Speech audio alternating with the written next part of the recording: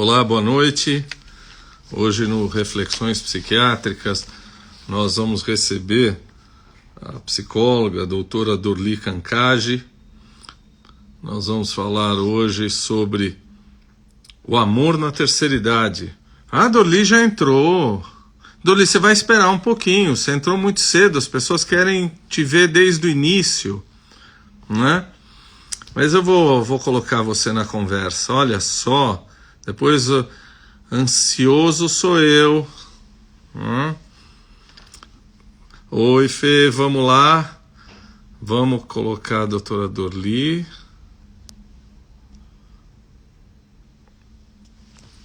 Vivian, boa noite. Erika, boa noite. Doutora Dorli, Suzy, boa noite. Ah, chegou. Oi, Tudo bem? tudo, que prazer estar aqui, boa Não, noite. prazer todo meu. Nós estamos em 19h59, então a gente pode esperar um minutinho, porque eu tenho certeza que muita gente vai querer te ouvir, né? Já estamos vendo amigos aí entrando, então muita gente vai querer te ouvir. Você está bem? Tô ótima e estou super feliz de estar aqui com você. E muitas amigas estão entrando para te ouvir, para nos ouvirem. Ah, tá bom. Você sabe que hoje eu vou matar a inveja que eu tenho dos seus pacientes e do Soli, porque eu vou ter você para mim durante 1 hora, só para mim. Uau, que honra, que honra, que Eu vou bom. sair dessa live com todos os meus problemas emocionais resolvidos depois de falar com você. Meu Deus, eu não faço tudo isso, eu não sou Não é tudo isso. muita coisa, né? Não consigo, não dá. Obrigada. Hoje, então, a gente vai falar aqui no Reflexões Psiquiátricas sobre o amor na terceira idade, com a doutora Dorli Cancage. A Dorli, essa pessoa que todos nós somos colegas, adoramos pela qualidade do seu trabalho, pelo humanismo do seu trabalho. A Dorli é doutora em psicologia clínica, coordenadora de grupos de amadurecimento do LIM 27, que é o Laboratório de Investigações Médicas 27, não é verdade? Coordenado pelo professor Gataz, nosso querido amigo, no Instituto de Psiquiatria. É pesquisadora, supervisora e mestre em gerontologia. Tudo isso, né? Bom, com a minha idade, tem que fazer muita coisa, Imagina. né? Tem que aproveitar. Olha, antes da gente começar a falar do nosso tema, eu sempre peço para as pessoas falarem um pouquinho da sua trajetória pessoal, da sua trajetória profissional. Você podia contar um pouquinho para nós, Dorli? Lógico, que prazer. Bom, primeiro eu estou super contente, emocionada, nem dormi essa noite. Estou muito feliz de estar aqui com pessoas tão queridas e que com o Dr. Taki, que além de ser um grande médico, um grande psiquiatra, é um poeta, é um homem culto, intelectual e que tem uma sensibilidade enorme. Bom, minha trajetória começou há 66 anos atrás. Meus pais vieram para o Brasil depois do Holocausto e isso me marcou muito, porque assim, na minha infância eu sempre tive a sensação de não saber muito quem eu era, em que lugar que eu estava. E isso foi uma coisa que me acompanhou durante muito tempo. Um dos motivos que eu fui fazer psicologia era querer me conhecer melhor, querer saber um pouquinho mais da minha trajetória.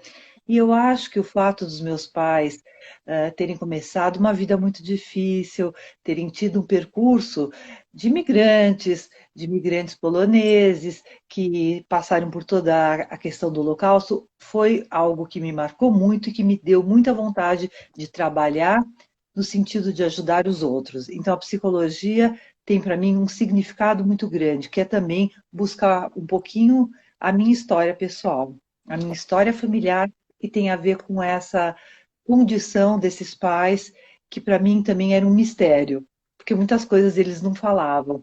Então eu tinha que tentar entender. No não dito a gente vai atrás, né? Como diz Elia Canetti, né? Aquilo que não é dito muitas vezes fica muito difícil para uma criança.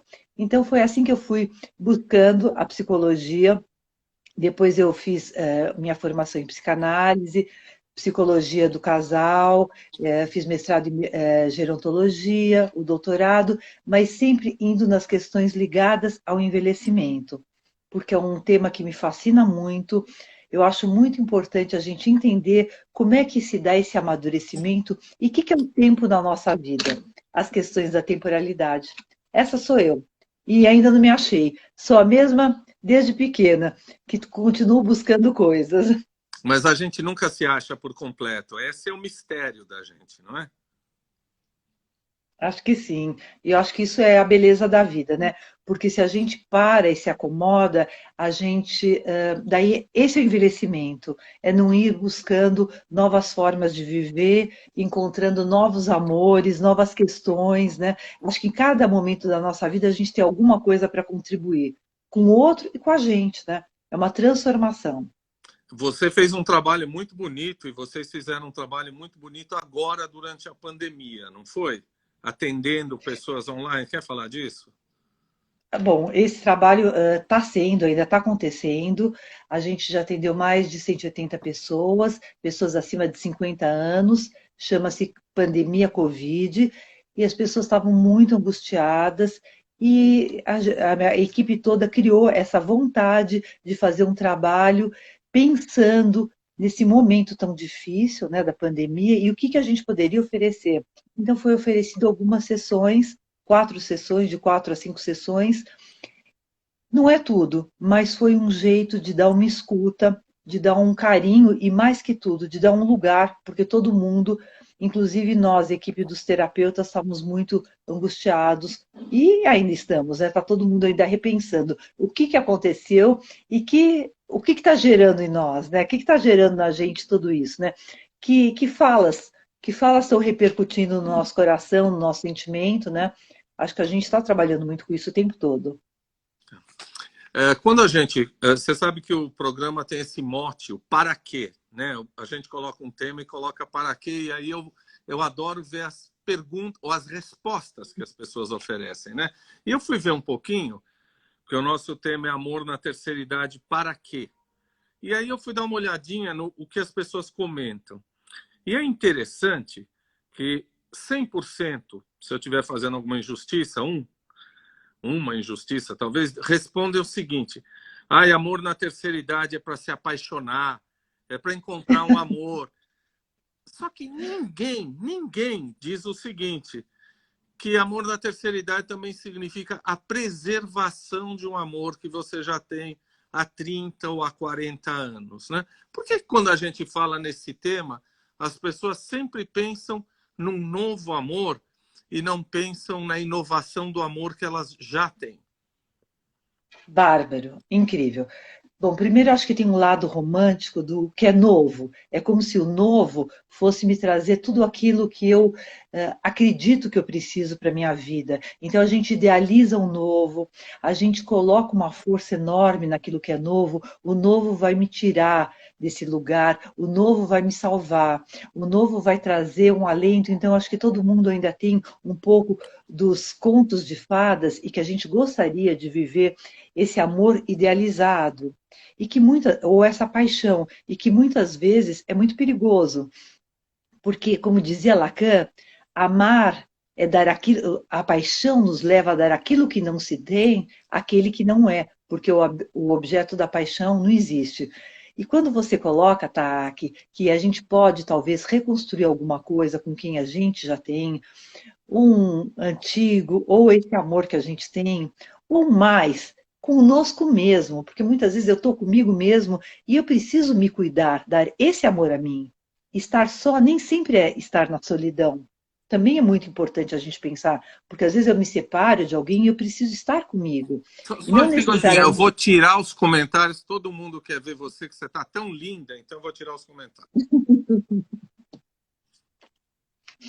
Então, me passa que é muito importante, sim, poder reconstruir algo com quem a gente já vive. Se a gente conseguir fazer isso, é uma coisa muito importante, mas é muito difícil, porque é aceitar, é rever as minhas feridas, é rever aquilo que eu também não fiz.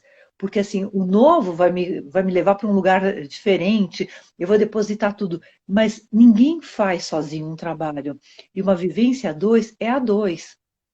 É um sistema de vasos comunicantes. E nada é perfeito, como a gente sabe, né, Taki? Depois de tantos anos de consultório, de clínica, a gente percebe e a gente fala para os nossos pacientes, quando a gente vê que eles estão muito apaixonados, eu pelo menos fico um pouco assustada. Para que a gente vai cair. Aterriza, aterriza. Às vezes o bom amor é mais importante do que a grande paixão que faz o tempo parar, que não me deixa respirar, que faz com que eu vá atrás. Eu fico com medo quando os pacientes às vezes se apaixonam muito forte. É lindo a paixão, mas o amor, ele dá mais caminhos, ele dá mais sabedoria e mais compreensão. Então, a terceira idade é um momento de muitas reflexões, né? E o que é essa terceira idade, né? E alguém novo que eu não conheço quem é, as minhas fantasias cabem todas em alguém novo. Quem eu já conheço não tem mais mistério, não é verdade? Então me atrai menos, é isso? Olha, é impactante a tua questão. Então, o que é muito importante a gente pensar que nunca a gente conhece alguém totalmente. Mesmo estando 30, 40, 25 anos com alguém, sempre tem partes que deveriam estar guardadas. Porque mesmo essa convivência total, a gente não está o tempo todo sabendo quem é esse outro. E a gente se descobre, a gente se redescobre. Em muitos momentos tem reapaixonamentos. Eu, como terapeuta de casal, eu vejo que alguns casais vieram para se separar e acabam se reapaixonando, ou vice-versa. Pensavam que estavam apaixonados e começam a ver, não, quantas dificuldades, porque estar com outro é sempre muito difícil. É um exercício de muito cuidado, é um exercício de aceitação, de dar um lugar e de frustrações. Então, no amor idealizado, no amor ideal, o outro vai me deixar sempre em êxtase, o outro não vai me frustrar. Por isso você falou muito bem, sabiamente. Cabe tudo nas fantasias com o outro. O outro é divino, o outro é maravilhoso, mas não é assim. Conviver. Eu tinha um paciente, só contar essa Sim, história, ótimo. que é uma parte, que uma vez ele me perguntou, eu estou saindo com uma moça, estou namorando, o que você acha de eu ir com ela para Paris? Eu estou com o meu lado romântico, metida, lógico, você tem que ir para Paris. Ele falou, mas você tem certeza? Eu falei, não, certeza eu não tenho. Não cabe a mim falar isso. Mas você está gostando dela? Tô. Não sei o quê. Ele volta, eu vejo uma pessoa muito brava, que vem me falar, oi, tudo bem? Eu falei, bom, eu estou te vendo com uma cara. Ele falou assim, foi a pior viagem da minha vida. Foi uma convivência terrível. Tá? Eu fui para Paris, foi o pior Paris da minha vida. Eu foi muito difícil eu estar com essa pessoa que eu estava tanto idealizando. Quer dizer, os homens também idealizam, né? Eu achava que isso era muito mais do feminino, que as mulheres que idealizavam tanto. Ele falou assim, foi horrível a convivência, a intimidade. Era muito diferente e só me fez ver que eu gostava muito da minha antiga mulher. Ele voltou reapaixonado pela antiga mulher. Foi a coisa mais louca que eu já vi. Mas é até uma experiência pessoal muito antiga, e eu acho que até falo para os pacientes, quando o cara está completamente apaixonado, viaje com essa pessoa uma semana, viaje com essa pessoa 10 dias, porque as coisas se revelam, não é? Numa viagem a dois, no convívio, as pessoas muitas vezes voltam curadas dessa paixão, não é? Ou pega, ou fica em dois quartos, mas mesmo assim, a convivência mostra muitas coisas, né? E é difícil. Você tá com o outro, o espaço, o tempo, o cuidar, o olhar, né? Então, assim, como é que é esse olhar? E o que que acontece? Como é que a gente pode renovar um pouco os vínculos afetivos e aguentar um pouco que esse outro não vai poder sarar todas as suas feridas? Cada um de nós tem as nossas marcas, as nossas feridas, sejam pela nossa história de vida, nós somos desejados numa família ou não tão desejados, e a gente vai a vida inteira buscar esse olhar de amor que nosso pai nos deu, nossa mãe, ou não nos deu, e daí o buraco é maior, e a gente está sempre querendo ser libidinizado de novo. Então, quando alguém me pergunta, mas é possível gostar com 60 anos? É, com 80? A gente sempre procura uma coisa. All we need is love. All we need is love. Em cima disso, algum tempo atrás, eu li um trabalho mostrando o seguinte, que o, o homem e a mulher se separam, né, no casamento, se rompem o casamento, porque tem uma outra pessoa e saem do casamento com essa outra pessoa. E aí eles seguem, mostram que 90% dessas pessoas não vão ficar com esta pessoa que estava ao lado delas quando elas romperam o casamento. Isso não te diz que a gente está saindo com o oposto de quem tem e não, na verdade, com aquela pessoa? Quer dizer, nós não enxergamos ainda essa pessoa. É isso mesmo, a gente sai com alguém, às vezes, como uma passagem. O que você acha? Não, eu concordo plenamente. Você está dando uma aula para todos nós, e essa questão do que o outro, às vezes, é uma passagem para esse momento, para a gente ter essa coragem, ou então a gente precisa tanto se sentir apoiada, ressarcida dessa força de que alguém está ao nosso lado, que é um ato de passagem, mas o que a gente precisa é poder sair, se a gente quiser sair de algum lugar, e ficar com a gente, e ter as forças, as condições emocionais, as condições econômicas também, porque o outro não é o teu pai, tua mãe, e ele não vai ser o teu tutor, o teu mentor. Talvez no primeiro casamento, na primeira relação, às vezes a gente procure esse grande amor que nos dê tudo, mas eu acho que num outro momento, na maturidade, que é muito bom, e eu vejo relações dando muito certas, é que você já se tem, você já sabe quem você é, pelo menos uma parte tua, então o outro não precisa cobrir tudo isso, ele não precisa vir te buscar, ou você não precisa buscar ele, estar o tempo todo juntos. Então ele já tem uma família constituída, você já teve a tua família constituída, não constituída, então vocês vão formar uma outra conjugalidade. E aí me parece que pode ser uma outra harmonização. Você que gosta tanto de vinhos, né, que entende tanto, aí dá uma outra harmonização entre o casal. Por quê? Porque você não espera que o outro te coloque nesse lugar maravilhoso. Eu vejo mulheres que às vezes têm uma fantasia, esse meu próximo marido, ou agora que eu estou no momento de viver, só se ele for maravilhoso, só se ele for isso, só se ele... Gente, não existe isso. Até existe, né? Mas não existe príncipe encantado, né? A gente devia contar para elas que não existe, não é? Nem princesas. Nem princesa. Existem princesas desencantadas, né? Você acha que é uma Existe... ironia quando dizem que a terceira idade é a melhor idade? Isso é irônico? Eu acho. Você acha? Eu acho irônico. Eu acho irônico. Acho que nenhuma idade é a melhor idade. Mas, a partir dos 50 anos, 45, 50 anos, 55 anos, eu tenho. E quando você deixa de ficar necessariamente presa a esse culto da beleza, se a gente sair um pouco desse movimento mediático, de que eu não posso ter uma ruga, de que eu não posso ter nada, lógico que a gente vai se cuidar, a gente tem que ficar bonita, sim, bonito, sim, cuidado, mas não loucamente infernizado. O teu corpo de 60 não vai ser o corpo de uma menina de 40. Não, se a gente entender isso, a gente se dá uma carta de alforria. Então parece que pode amar com outro significado, ajudar o outro, estar com uma outra pessoa, ser mãe, ser avó, e aí vai ter outros papéis que te dão um lugar muito bom.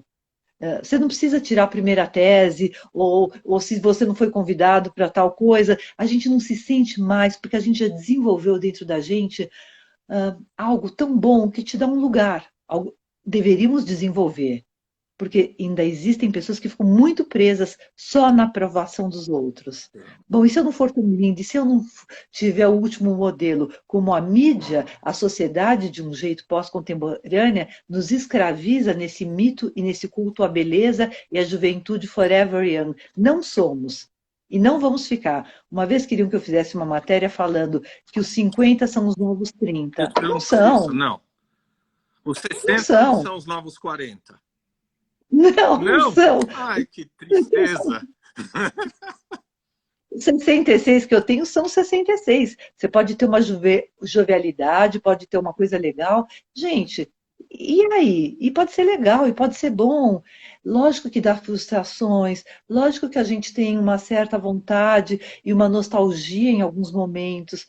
Você às vezes vê uma foto, alguma coisa, você se lembra, mas você também desenvolveu, se você tiver um pouco de saúde mental e fizer lutos, de partes tuas e não ficar só presa àquele retrato que te mostrava ou aquele lugar que você teve, daí você alcança outros lugares.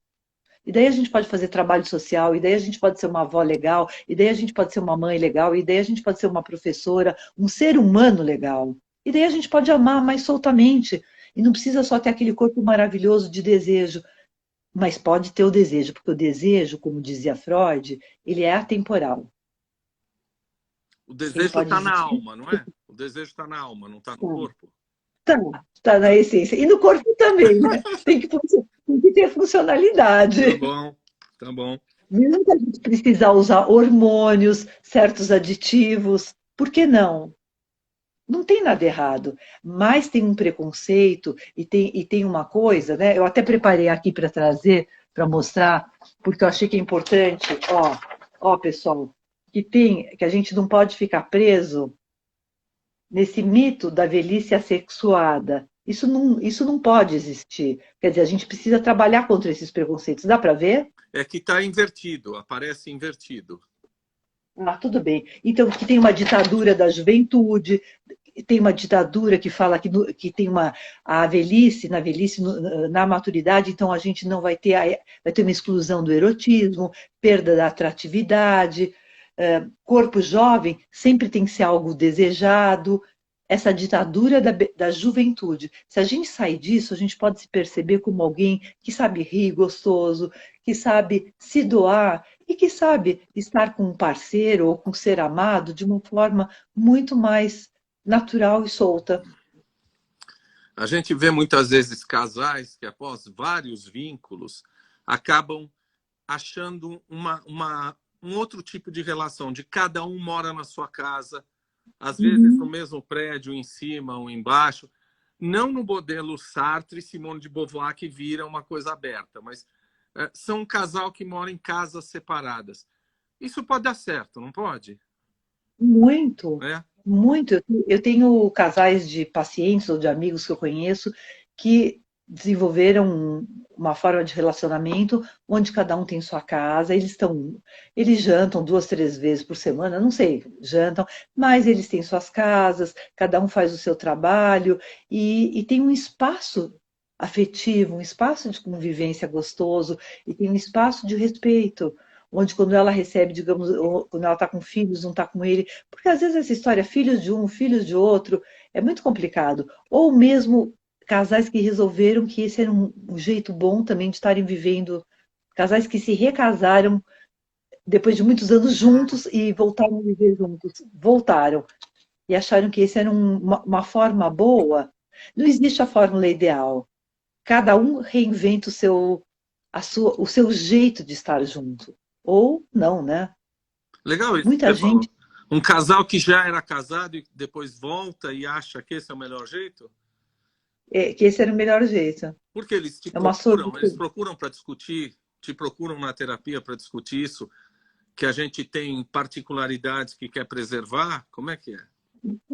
Porque a gente percebeu que depois de muitos anos, a gente se gosta.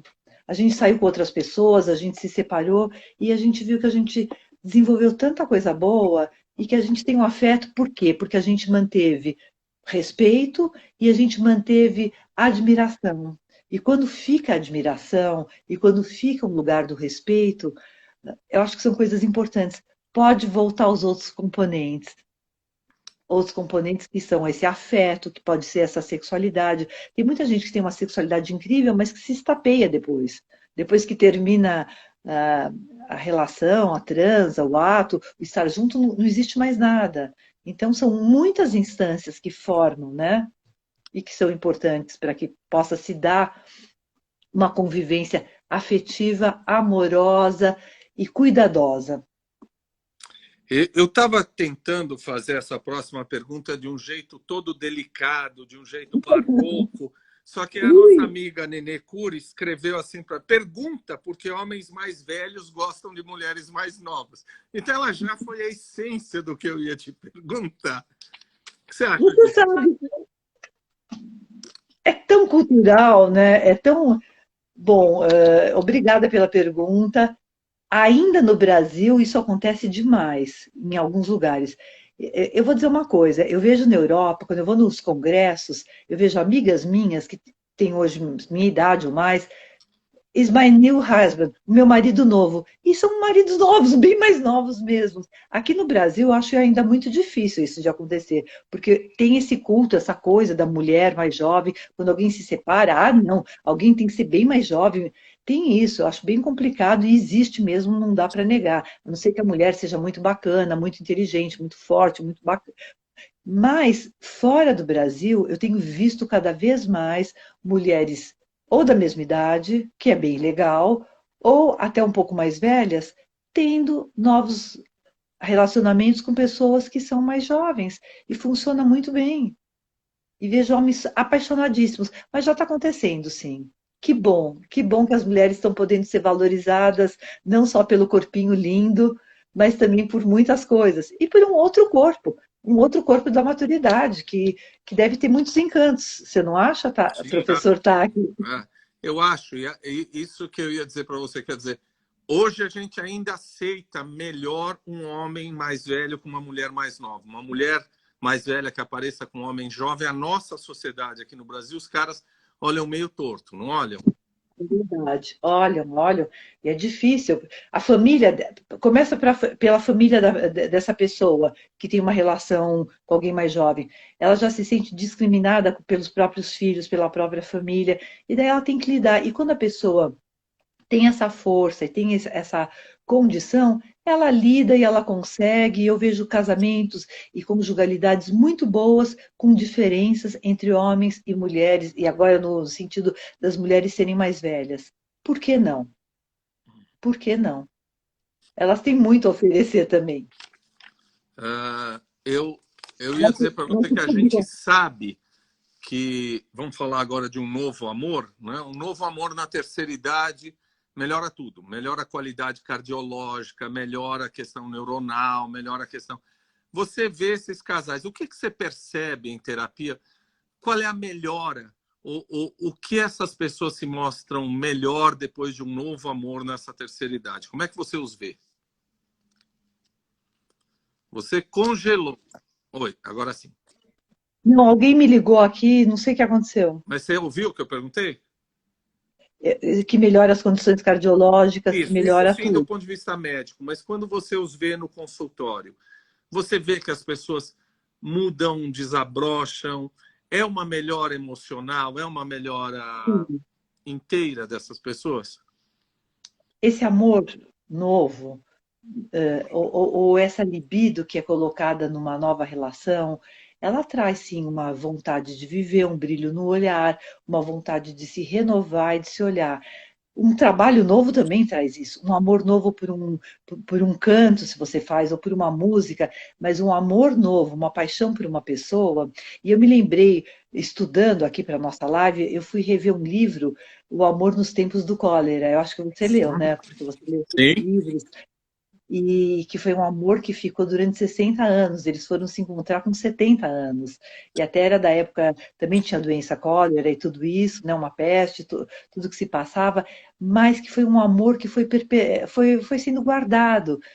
E acho sim que renova muito quando a gente gosta, quando a gente está vivendo essa sensação de que alguém te gosta, gosta muito de você, que você é olhado, isso faz uma diferença do que quando alguém foi olha, meu marido me deixou, minha mulher me deixou, eu estou nesse momento tendo que lidar com essa separação ou com essa vivência de solidão, que às vezes é muito boa também. Às vezes é muito bom a pessoa rever e rever que eu preciso ficar um tempo sozinho. Eu sempre acho que no primeiro momento que as pessoas fiquem com elas mesmas. Quem não consegue ficar consigo mesmo não consegue ficar com o outro. Esse é o momento de fechar as portas para outro eventual amor que apareça muito rapidamente, não é? É perigoso, né? Porque você está super fragilizada, você está vivendo assim milhões de carências, você que consegue, você não consegue saber o que você está precisando, você está machucado por todos os lados. Eu tinha uma paciente que ela sempre namorava com alguém que estava se separando e nunca dava certo. Eu falava, calma. Então ela virava tipo conselheira, tutora, terapeuta do cara, e depois de um tempo ele estava bem, ele ia e ficava com uma pessoa e dava certo. Até que a gente via que ela parece que precisava, por uma característica dela, por uma questão patológica dela, de ser sempre a boazinha, a querida. Então ela ia, ela acolhia, e eles viravam os melhores amigos, e ela virava super frustrada, porque por trás de ser tão boazinha, sempre tem o lado da gente que está falando, por que eu sou tão boazinha, né? Os bons demais não é legal, né? Não é bom. Até que ela pôde entender, ela falou, eu preciso de alguém que passou por um luto, sim, e não vou ser eu que vou fazer o luto dessa pessoa. Porque quando a gente se separa, tem uma dor, sim, tem uma perda, por mais sufocante que seja a relação, por mais difícil que seja, é uma parte nossa que foi, que ficou, é um quadro com a moldura que se quebrou, então tem dores, sim. Por melhor que seja o alívio, era horrível essa vida. E a gente sabe de relações tóxicas, isso eu gostaria de falar um pouquinho, Fala. de casais que se complementam, na Toxicidade. toxicidade, atrito muito sério. E eles vivem como Guerra dos Roses. Não sei se Hum. alguém viu esse filme. Eles se matavam, eles se batiam e acabaram juntos. E tem casais que se complementam na loucura, na doença e na toxicidade. Precisam, são pares complementares. Ah, mas ele me faz isso. E o que que você faz? Então, assim, eu preciso viver um inferno, mas eu preciso estar com ele. E daí você quer ajudar eles a tentar se separar? Não querem, porque é esse meu gozo. O gozo é viver nesse sofrimento e me sentir vítima. Ele é o meu vilão, ou ele é o meu algoz, e eu sou a coitada, ou vice-versa. Sempre um está falando mal do outro, e isso vai para os filhos. Olha como teu pai é, olha como tua mãe é, olha como eu sou coitado, e daí vai para os amigos, e daí você viaja com esses casais, é insuportável, né? Porque eles vivem naquelas DRs horrorosas. E são casais que vivem ou naqueles silêncios, que um vai fazendo mal para o outro, um vai matando o outro, mas eles precisam morrer juntos. É aquela Morrer história como de que o escravo é tão importante para o senhor quanto o senhor para o escravo, não é? Mas você não acha que muitas isso. vezes esses casais têm um jogo sensual ou sexual nessa briga? Que isto causa um Sim. tesão, dá alguma coisa nesse casal? Quando eles começam a Em brigar. alguns, Não acha que é em essa outros, coisa perversa, às vezes? sim, sim, porque assim tem um subjugo, né? Tem em alguns casais tem uma coisa assim de um poder. Quando você falou isso, me lembrei do Lavoisier, né, que era do século XVII ou XVI, que ele dizia da necessidade de ser escravo, da escravidão, Uhum. que está dentro do ser humano. Eu conheço pessoas que fizeram uma corte para alguns amigos durante anos e anos. Eles foram escravos desses amigos ricos, eles precisavam se sentir escravos. E isso é muito patológico, existe, porque é assim como se a riqueza do outro me desse um tesão, me desse um lugar. E também em algumas relações de casamento, onde o outro é o meu feitor, o outro me faz muito mal, quase me esgana ou me bate. Então tem toda essa perversão, né? Daí nós já vamos entrar no campo das perversões patológicas, que existem sim. E unidos para sempre, até que o horror nos separe, Ah, né? isso. A doutora Dorli citou agora o filósofo Etienne de la Boétie, que escreveu um livro chamado O Tratado da Servidão Voluntária, que era amigo de Montaigne, né? Intimamente amigo do Montaigne, Ui, ui, né? é Você sabe verdade, tudo é da verdade. França, não é, Dorli? Você Eu viu não sei nada. olha eu. Acho que Um vinho, um vou vinho, tomar um estou vinho. pensando em outra coisa. Você falou de filme, de livro. Você viu um filme com Robert Redford e a Jane Fonda, os dois com 80 anos e pouco, chamado Nós ao Anoitecer, que os dois Maravilhoso. começam a fazer companhia um para o outro e os filhos é que se opõem depois. Os filhos e a Sim. família são uma força contrária à possibilidade de um casal se encontrar depois dos 60 anos. É incrível esse filme, é uma beleza. Eu chorei tanto, embora não é para chorar, mas eu chorei muito porque assim eu vi uma dor, porque tinha uma coisa do estar junto, e eu acho que isso acontece muito, da gente querer estar com o outro, de você cuidar quando o teu cônjuge passa por uma doença, passa por uma perda, ou você, quantas pacientes minhas tiveram câncer, tiveram tumor, tiveram algo muito difícil, você se percebe que é tão forte.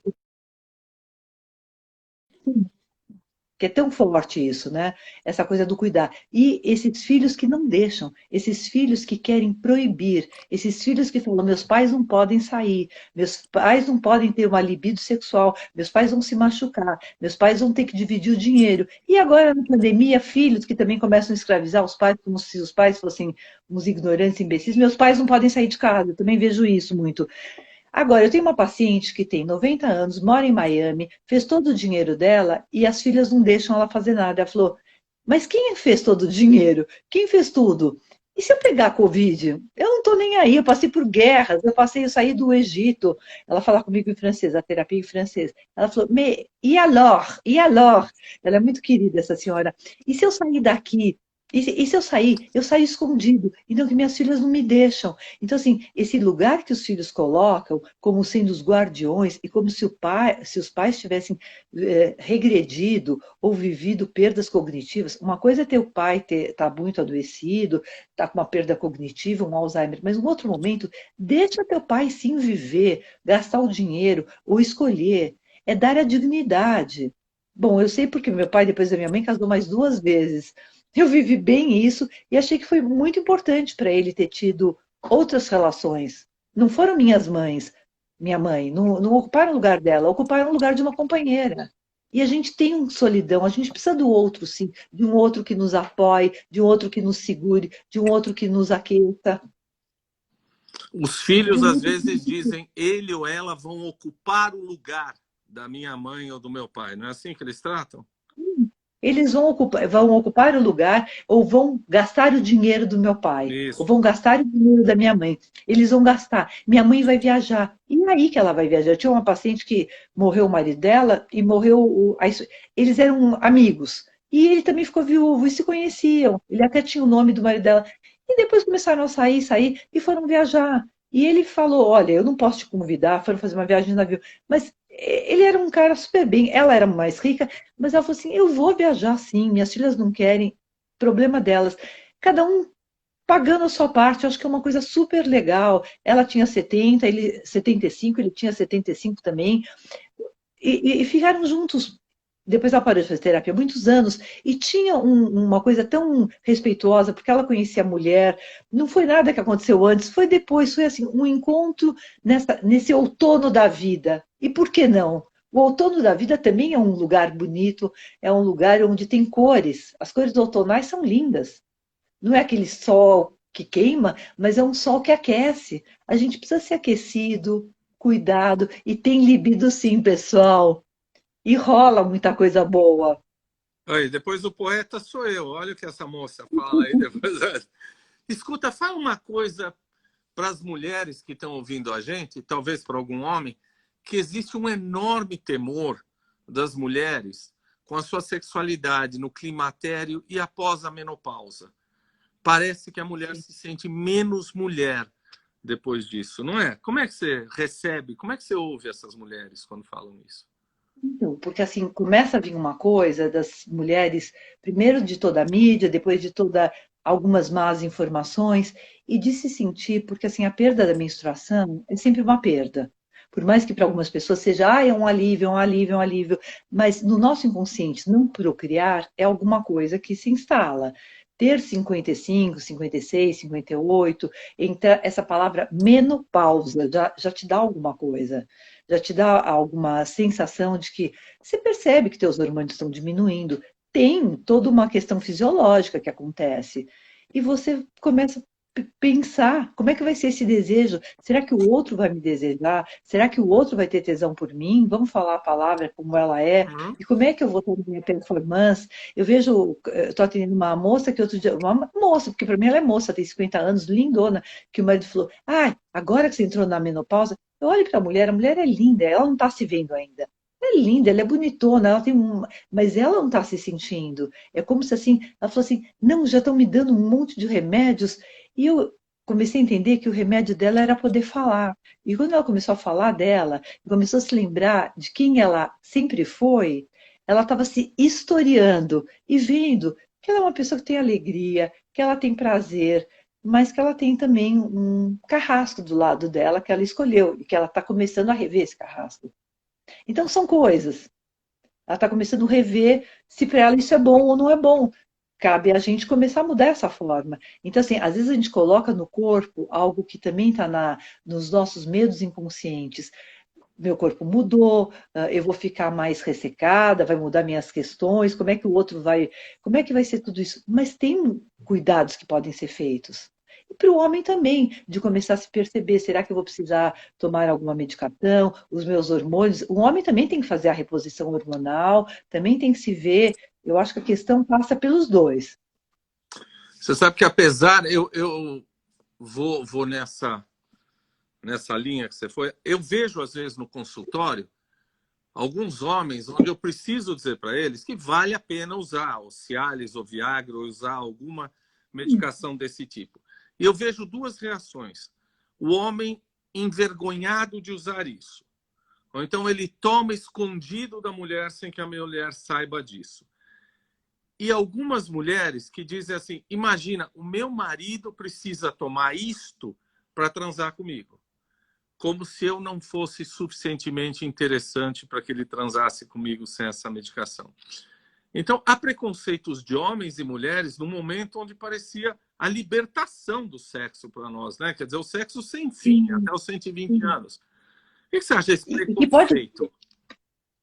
E que a gente pode ser, e também a gente coloca muito no outro o que é da gente. Então o outro não me deseja tanto. É a gente também para de se desejar. A gente também para de se ver como uma pessoa desejante. Quantas pessoas me falam, eu olho na rua e ninguém me olha. Eu estou num lugar, parece que eu sou um fantasma. Eu já ouvi muito essa fala. Eu olho, eu estou nos lugares, parece que não me olham mais. E isso tem muito a ver com envelhecer, dessa sensação de não se de ser um espelho que não está refletindo nada. Essa imagem até me lembra um pouco do Dorian Gray, né? Do Oscar Wilde, né? No lindo livro, na linda obra dele, Dorian Gray, do retrato, porque ele não podia envelhecer, mas o envelhecimento se dava através da obra. E a gente faz isso, nós somos os nossos Dorian Grays, né? A gente às vezes não consegue se ver, então a gente se mortifica, a gente se plastifica, a gente faz coisas, e a gente cai nessa. E não é só pessoas que são fúteis, não. Todos nós, a gente se olha e fala, não acredito, eu dormi. Quantas vezes eu falo assim, mas eu dormi sábado e domingo e essa cara está cansada, mas eu passei 2 quilos de maquiagem. Gente do céu, o que que tem que fazer? O que que mais tem que fazer? É mais botox, é mais preenchimento, é mais. Então, assim, passa por todo mundo. E passa, e a gente tem esse medo, sim. Uma paciente me diz assim: eu olho no espelho e vejo minha mãe, que eu amo e odeio. Cada vez que eu envelheço, eu olho no espelho e vejo minha mãe. E às vezes a gente olha no espelho e a gente vê traços de idosos da nossa família. A gente vai ficando com os traços deles. Uhum. Se eles estão bem resolvidos internamente, ok. Se não estão, precisa ver, né? E às vezes é legal oferecer para esses casais uma informação, quer dizer, aquilo melhora a função, mas se você não tiver tesão pelo outro, isso não É, funciona, né? Ou seja, ele exatamente. tem tesão por você, senão seria só uma coisa maquinal, não adiantaria nada. Uma outra coisa que eu acho que é da nossa sociedade, você sabe que eu já fui mais noveleiro, hoje eu não sou noveleiro, não tenho mais tempo. Mas a gente não vê nas novelas, por exemplo, casais mais idosos se beijando, casais mais maduros se beijando, não é? É um outro preconceito, não é? Quer dizer, é o sexo proibido entre pessoas mais velhas. É como se o idoso que tem uma vida sexual não fosse bonito de se ver. O idoso não representa aquilo que é. O idoso tem que ser muito jovial para poder estar aparecendo dentro de uma cena de libido. Então, ele não pode aparecer bem idoso. Fica uma coisa assim, nossa, que pessoas descaradas, ainda tem toda essa na imaginação, no imaginário popular, ainda existe isso.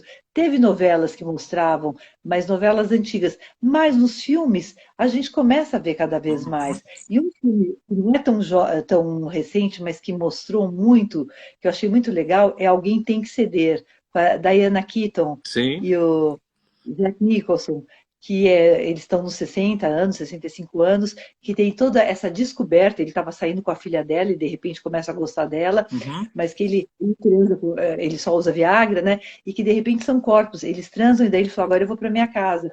Ela falou, mas como? Ele falou assim, dormir, eu não posso dormir. Então essa questão da intimidade, e eu acho que tem essa coisa que a gente cuida mais da intimidade à medida que a gente vai ficando um pouco mais velho mesmo, a gente fica preocupado. Como é que eu vou ser? A gente não é tão descolado assim. Ou é? Uhum. E é o que a sociedade fala, quer dizer, a sociedade logo diz assim, é um velhinho sem vergonha, não é? É um velho, quando o velhinho quer, é um velho sem vergonha que quer transar, né? Você falou um pouquinho antes, eu fiquei pensando, claro que todo mundo gosta do romance, do amor, mas o romantismo muitas vezes é uma das pragas da nossa sociedade quando a gente acredita que toda relação, o tempo todo, precisa ser romântica, não é? Concordo. Quando chega um homem que é muito bem casado no seu consultório, que tem filhos, que tem a família, que tem um casamento legal, e de repente ele se apaixona por uma mulher muito mais jovem e que ele quer ir embora de casa, porque ele está apaixonadíssimo. Quer dizer, no momento de vida onde o amor é mais maduro, onde eles enfrentaram tudo junto, o cara quer ir embora por causa de uma menina muito jovem, onde ele está apaixonado. O que você fala para ele? Tudo que eu falo, ele não ouve. Falo um monte de coisas. Ele não ouve nada. Ele vai procurar uma outra terapeuta e depois ele volta, porque na maioria das vezes ele vai embora de casa. Alguns até ficam. E muitos acabam ficando sem a namorada e sem a mulher. Que muitas coisas, porque muitas vezes a namorada, a amante, não quer ficar na clandestinidade, e muitas vezes a mulher começa a ver que esse marido também não está dando conta de viver esse momento que eles estão vivendo. Eu já tive vários casos assim, e que o cara está vivendo essa paixão, ele está feliz, ele foi para Londres, Paris, Nova York, quer dizer, quando dava para viajar, e fez muita coisa, e ficou louco, e nem sempre foi. Então, assim, na paixão, não tome decisões. Se puder evitar dirigir, não dirige embriagado. É. Na paixão, Freud falava, no auge da paixão, não tome uma decisão. Tome uma decisão gostando, vendo o outro quem ele é. Vendo o outro dentro de proporções mais normais. Porque, como disse o Lacan, é um estado de loucura. A gente fica louco e faz loucuras. E quando baixa essa loucura, você fala, não, calma. Você pode até ficar com essa outra pessoa, talvez ela veio para te tirar de um momento, de uma coisa, e você precisa seguir um caminho. Mas a paixão, ela pode ser muito louca. E tem pessoas que só querem viver. Por quê? A paixão é como uma droga. Porque ela te dá um barato, né? Ela entra, ela te dá uma coisa, ela te. Então, pessoas que. É que nem o jogo ou o alcoolismo, que você precisa daquilo. É um vício. Tem pessoas viciadas em viverem paixões perigosas. Então, calma. Viva uma paixão mais moderada, Você sabe que se é que é paixão no possível. grego arcaico também se dizia patos. Patos quer dizer doença, né? Você Uhum, precisa sarar dessa doença legal. antes de poder olhar para a pessoa que você tem, né? É, Sim, sim. uma outra coisa que acho que é muito complicada para o idoso poder viver a sua autonomia nesta crise financeira é quando ele perde as condições de morar sozinho e ele tem que voltar a morar com o filho, ou aí o filho bota ele para dormir com o neto. Então, quer dizer, o idoso perde a autonomia, perde a possibilidade de cuidar da sua própria vida. Aí é muito difícil oferecer para ele alternativas de autonomia, de amor, de outras coisas, não é? Então, quando as perdas desse lugar de manter alguma coisa, de manter um trabalho, ou de manter o meu status de provedor, o trabalho me define. Esse filme, um filme maravilhoso que trabalha sobre isso é Confissões de Mister Smith, que ele faz 60 anos, ele é jubilado, também é com Jack Nicholson. Ele tem que sair do trabalho, ele olha para a mulher e fala: quem é essa velha ao meu lado? Ele não tinha desenvolvido nada, só o trabalho. Então, para o idoso, que de repente, para a pessoa da terceira idade, qualquer idade, que se sente tendo que morar com um filho e viver por uma tutela, é muito difícil. E é muito triste. Porque, assim, a não ser que seja um filho que te dê um lugar, um genro, uma nora, tem casos que são especiais que colocam num lugar de conforto e dão uma liberdade, mas não eu vou te tutelar e você não vai poder viver mais nada do que você quer. Quando a gente corta as asas do desejo, ó, o filme do Wim Wenders, Uhum. a gente, a gente quer morrer.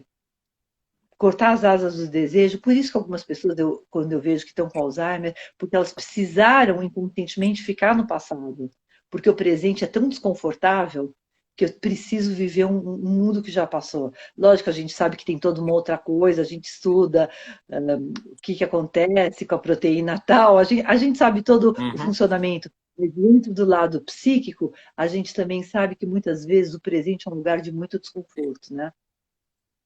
Onde eu já não ocupo nenhum lugar. Você já falou disso, né? Mas eu queria entender melhor qual é o limite entre gostar de si, cuidar-se e negar desesperadamente o envelhecimento. Quer dizer, eu já pensei, já olhei, vou fazer uma plástica aqui para tirar os pés de galinha, etc. Eu falei, imagina, eu sou assim mesmo e deixa. Mas tem homens agora, não é só mulheres, que vão do cabelo a caju, a botox de monte, a colocar silicone na bunda, nos peitos, quer dizer, não é? Não tem uns homens que ficam um verdadeiro ciborgue, quer dizer, qual é a diferença entre, qual é o limite entre cuidar-se e se transformar num ser, num robô, numa coisa, um ciborgue mesmo? Onde é que a gente corta e diz até aqui é saudável, daqui para lá não é? É um limite muito tênue, né? Mas o cuidado, o autocuidado é super importante, porque tem a ver com se gostar, com a autoestima, tem a ver com uma coisa que eu estou dando para mim mesmo e para o mundo. Então, se um homem está incomodando a pálpebra que caiu, why not? Por que não pode fazer essa pálpebra? Ou então eu quero fazer um embranquecimento, clareamento no meu dente, porque eu falo, porque eu estou no mundo, e é um mundo midiático, por que não ser bonito e me cuidar? Mas quando existe um momento, isso é para o homem ou para a mulher, que eu preciso ficar preso o tempo todo nessa marca que vai ficando, porque eu fiz esse botox, porque eu fiz o outro, porque eu fiz o outro. E não é só o botox, é aquela questão de que eu não me reconheço mais. Eu olho para o espelho e não me vejo mais. Eu só vejo as marcas. Eu olho, eu não vejo. Então é toda uma questão muito de um adoecimento. É de um adoecimento psíquico, porque assim, eu me olho, eu deixo de me reconhecer. Eu só vejo aquilo que eu não quero ver. Eu não vejo mais quem eu sou. Eu sou com marcas, eu sou com uma história, eu tenho toda uma cara, eu tenho toda uma verdade que está nas minhas rugas, nas minhas marcas, que podem ser cuidadas, atenuadas, tratadas, mas não dá para passar uma borracha em tudo. Então, o patológico é quando a pessoa não consegue parar, ou quando a pessoa. Não é que ela fez uma vez por ano alguma coisa, é quando ela precisa sempre mais e mais. É a mesma coisa que beber um vinho, beber um pouquinho, beber mais um pouquinho e só beber.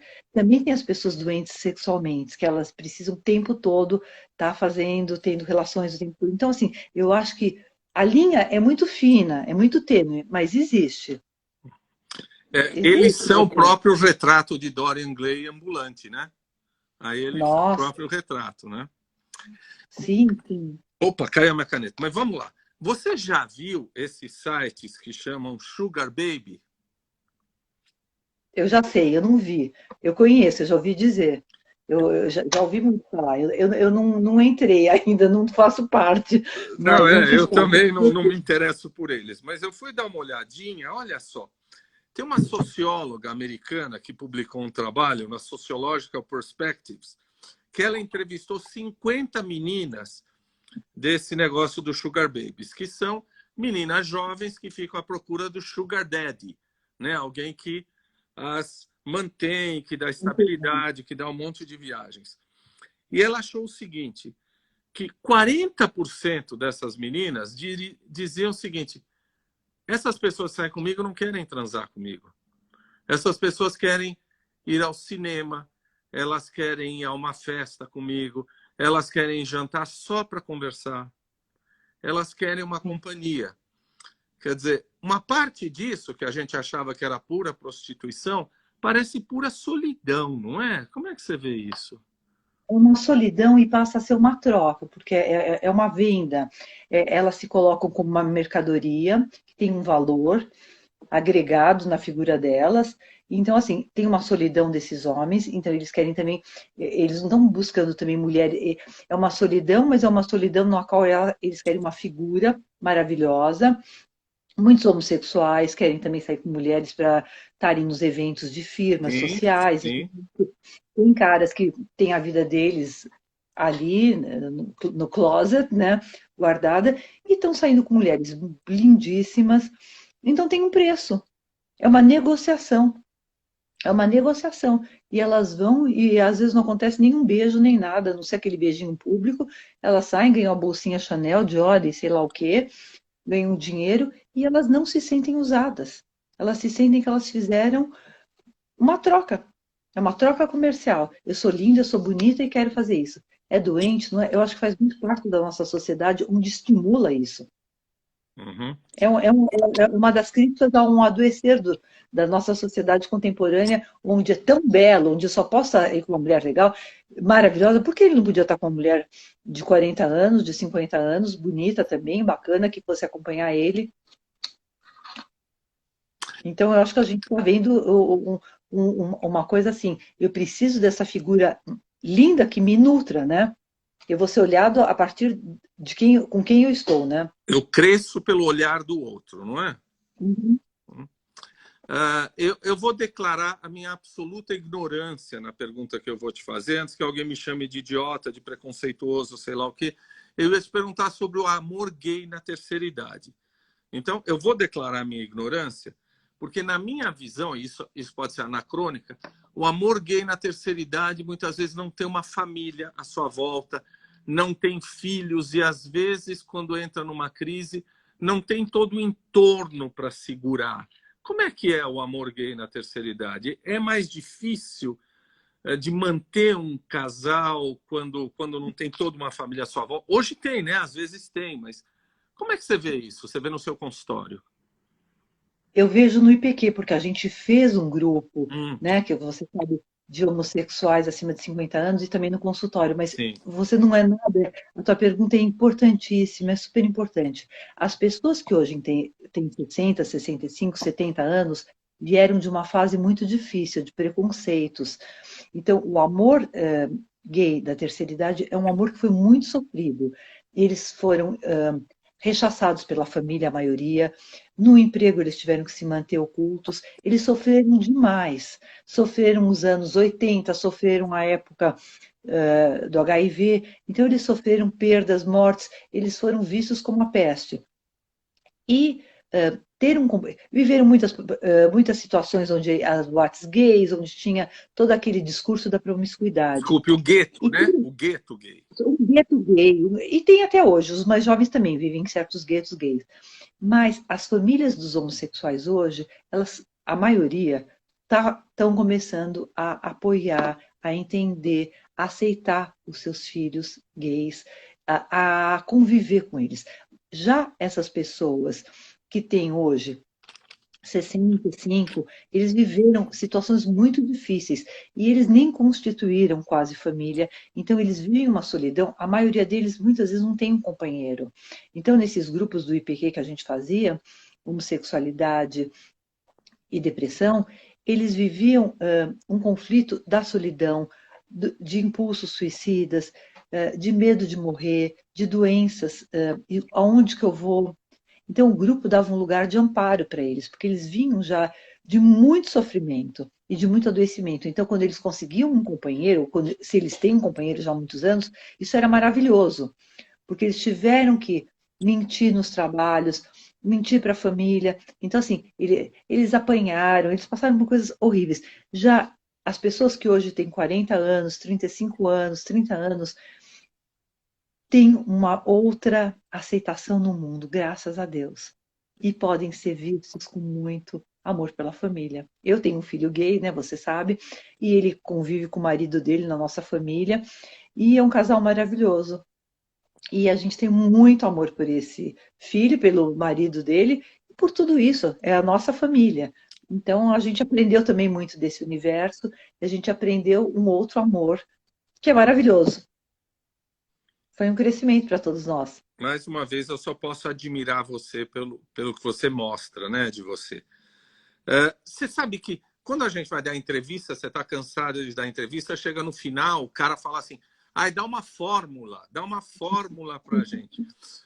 Eu não quero uma fórmula que você dê, porque é impossível, mas então, você podia dizer algumas coisas para alguns casais, como envelhecer bem nesse relacionamento? Você sugeriria algumas coisas? Olha, o casal que está me ouvindo, tenta envelhecer bem e sugere algumas coisas.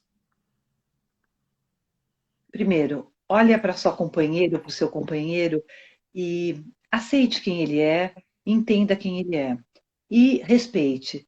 Segundo, se não for possível isso, talvez seja um momento de você repensar se vocês são um casal. E se vocês não são, se vocês deixaram de ser um casal, talvez vocês possam ser bons pais, boas mães e não precisam mais continuar juntos. Porque muitas vezes, até que a morte nos separa, é muito longo. A gente sabe que a gente vai viver hoje até 100 anos. Não vale a pena viver nessa angústia, nessa dor. Mas eu acho assim, o casal ideal não existe. O casal maravilhoso não tem, mas existe o casal que se apoia, o casal que um ajuda o outro a se levantar, e o casal que muitas vezes aprende a perdoar o outro e a pedir perdão, porque a gente precisa saber pedir perdão e avaliar muitas coisas difíceis de uma trajetória juntos, né? Não tem perfeição, mas o perdão é muito importante. E a gratidão. Eu acho que sem gratidão a gente não vive, porque o outro, de alguma forma, te ensinou coisas, te deu coisas e te possibilitou coisas. Então é isso que eu entendo. E que às vezes é muito importante a gente ter a coragem de dizer para o outro: você é importante para mim, eu gosto de você, não tem ninguém no pedaço, mas não dá mais para continuar. E se dá essa carta de liberação, de liberdade, com todo o amor. Isso é possível, sim. Não sei se era isso que você queria, Sim. mas é isso que eu... Você sabe que depois, você vai ver quando ficar no IGTV, as nossas lives são vistas por 2.000 e poucas pessoas, mas você teve aqui 210 pessoas te assistindo até há pouco, o que é um número muito grande, viu? Eu acho que essas pessoas ficaram muito felizes de ouvir a tua sabedoria, a tua delicadeza, o carinho que você tem. Você quer falar alguma coisinha antes da gente encerrar? Você quer se despedir dessas pessoas que estão adorando te ouvir? Bom, primeiro eu queria agradecer você, eu tenho uma gratidão pelo Dr. Tato, pelo professor, que é um amigo de muitos anos, uma pessoa que eu admiro, que eu respeito e que eu aprendo sempre cada vez mais, que é um homem maravilhoso. Muito obrigada. E queria agradecer a todas as pessoas por tanto carinho, por tanto afeto, vocês me inspiram e eu tenho muito orgulho de ser próxima a essas pessoas que puderam estar aqui. Eu só posso aprender muito, muito, muito e agradecer. Obrigada, eu acho que eu vou chorar. Foi Obrigada lindo. por todos que estão aqui. Beijo, Obrigada. beijo. Tchau a todos. Tchau.